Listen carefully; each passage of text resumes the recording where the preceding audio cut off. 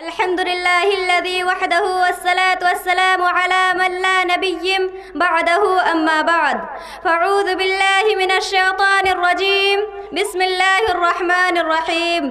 اقرأ وربك الأكرم الذي علم بالقلم علم الإنسان ما لم يعلم صدر انجمن حکم صاحبان مشفق اساتذہ اکرام و دیگر مہمانان اعظام اور میرے پیارے بھائیوں اور بہنوں، آج کی سالانہ تقابلی پروگرام میں تعلیم نسواں کے موضوع پر چند منٹ لب کشائی کی جسارت کر رہی ہوں۔ شاید آپ یہ جانتی ہوں گے کہ میری تقریر کا عنوان تعلیم نسواں یعنی عورتوں کی تعلیم کی ضرورت اور اہمیت ہے، اور میں نے تعلیم کے ہی بارے میں سورہ اقرا کی 3 آیتیں سنائی ہے۔ یہ سورہ اقرا کی ان آیتوں میں شامل ہے جس نے محمد رسول اللہ صلی اللہ علیہ وسلم پر مکہ کے جبل نور کے غار ہرا میں سب سے پہلے اتری، اور جس نے محمد بن عبداللہ کو محمد رسول اللہ بنایا۔ ان آیتوں میں پروردگار نے اپنی نعمتوں کو یاد دلاتے ہوئے نبی کرام صلی اللہ علیہ وسلم سے فرمایا ہے کہ اے محمد، اپنے اس معزز رب پروردگار کے نام سے پڑھو جس نے قلم کے ذریعے علم دیا اور انسان کو ان چیزوں کا علم دیا جو نہیں جانتا تھا۔ اللہ نے انسان کو پیدا کرنے کی نعمت کے بعد اسے علم کی نعمت دینے کا تذکرہ کیا ہے، اور وہ بھی انسان کو قلم کے ذریعے علم دینے کا، اور اس میں کسی کو شک نہیں ہو سکتا کہ عورت بھی انسان میں شامل ہے، اور یہ اس کے لیے بھی اللہ کی نعمت ہے۔ یہاں ایک بات اور بھی بیان کر دوں کہ یہ علم کی نعمت کیا ہے۔ آپ نے سنا ہوگا کہ اللہ تعالیٰ نے ہمارے باپ آدم علیہ السلام کو اسی علم کی وجہ سے فرشتوں سے سجدہ کرایا تھا۔ اسی سے آپ کو علم کے درجے اور رتبے کا اندازہ ہونا چاہیے کہ علم ہی وہ کمال ہے جو انسان کو فرشتوں سے بلند کرتا ہے۔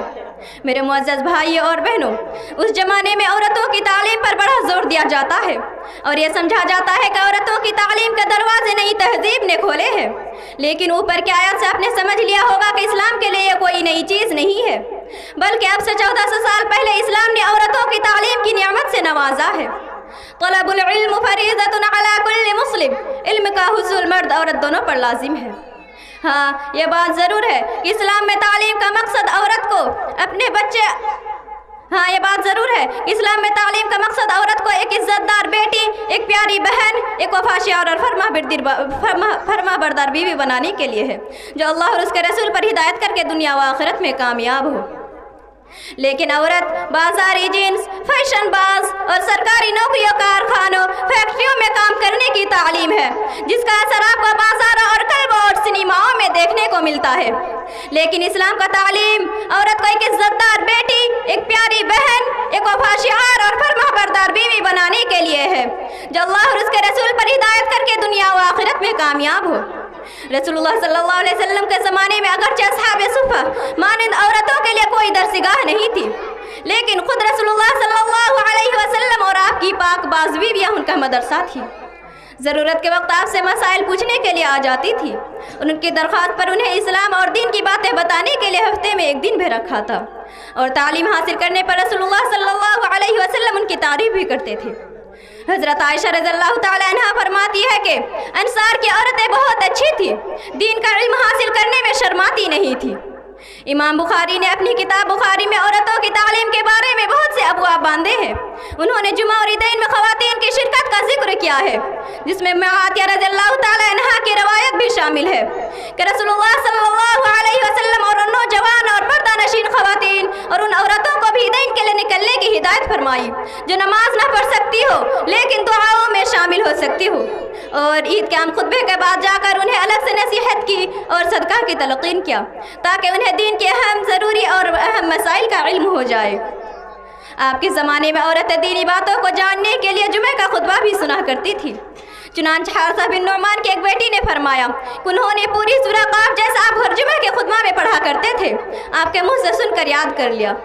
رسول اللہ صلی اللہ علیہ وسلم کے زمانے میں اگرچہ صاحب رسول اللہ صلی اللہ علیہ وسلم عورتوں کے سرپرستوں کو تعلیم دینے کی ترغیب دی،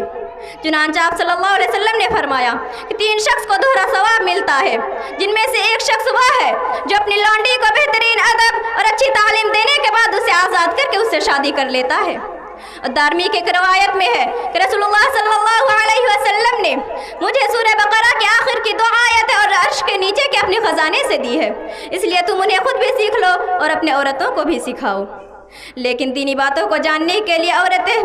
دینی باتوں کو جاننے کے لیے عورتیں جوال نہیں دا۔ اسلام کے بیٹے اور بیٹیوں کو ایسی مائیں نہیں مل سکی جو انہیں دینی جذبات اور محبت رسول دے سکے، جس کا اثر یہ ہے کہ اسلام انہی سے بدنام ہو رہا ہے۔ اسلام کی شان اور اس کی آبرو ہے۔ اس وقت تعلیم بھی دی جاتی ہے تو سب سے پہلے بچوں کو اسکولوں میں بیٹھا دیا جاتا ہے جہاں انہیں سب کچھ مل سکتا ہے، لیکن وہ دین نہیں مل سکتا جو آنکھ بند کرنے کے بعد ان کے کام آ سکے گا۔ اس لیے میرے معزز بھائی اور بہنوں، آؤ ہم یہ فیصلہ کریں کہ نئی تعلیم کی چمک دمک سے دھوکہ نہ کھا کر ہمیں کچھ عرصی تعلیم مل جائے تو بہتر ہی ہے، اور نہ اسلام ہی ہمارا سب کچھ ہے۔ یہ دنیا کی بھی دولت ہے اور آخرت میں تو دین و ایمان اور نیک اعمال کے سوا کوئی دولت ہی نہیں۔ اسی لیے نہ ملے دنیا کی آزادی اور فیشن بازی، یہ کوئی بڑا نقصان نہیں ہے۔ نقصان تو یہ ہے کہ آخرت کا ذخیرہ اور دولت ہی ہمارے پاس نہ ہو۔ آخر میں اللہ سے دعا ہے کہ ہم سب کو دین کے علم حاصل کرنے میں مالا مال کرے اور ان کے موافق نیک عمل کرنے کی توفیق دے، کیونکہ علم بے عمل وبال ہے اور عمل کے ساتھ جنت کا دروازہ ہے۔ السلام علیکم ورحمۃ اللہ وبرکاتہ۔